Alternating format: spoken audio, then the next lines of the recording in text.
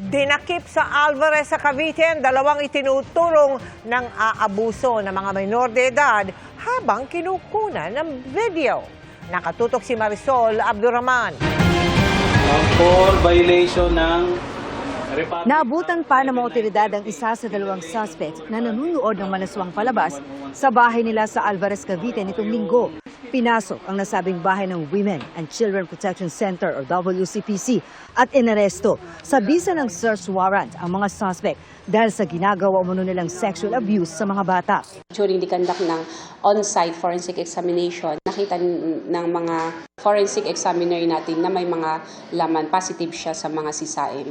Dito nakita ang mga litrato at video ng pang-aabuso sa mga minor. The mere creation and the mere possession and production doon sa mga sisaim na to constitute already violation sa Republic Act 1193, sir. He sexually exploited yung bata while yung isang kasama niya is binibidyuhan sila. Sabi ng mga otoridad, binivideo rin umano ng suspects ang pakikipagtalik ng kasama niya sa mga biktimang minor de edad. Lahat ng mga videos, photos na kinukunan nila is inilalagay na nila sa isang Google Drive. Hindi man nila na live stream but possible that they can sell it. Sa forensic examination sa kanilang mga nakumpiskang gadget, nakilala at natunto ng WCPC ang mga lalaking biktima, kabilang ang 3 minor de edad at isang 19 anyos na 3 taon umanong inaabuso ng mga suspect. Nirescue sila sa kanilang mga bahay.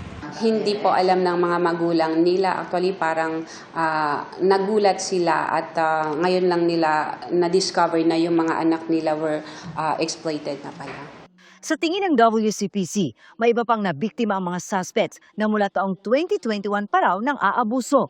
Sinampahan sila ng mga reklamong paglabag sa Anti-Online Sexual Abuse and Exploitation of Children at Anti-Child Sexual Abuse or Exploitation Materials Act at iba pa.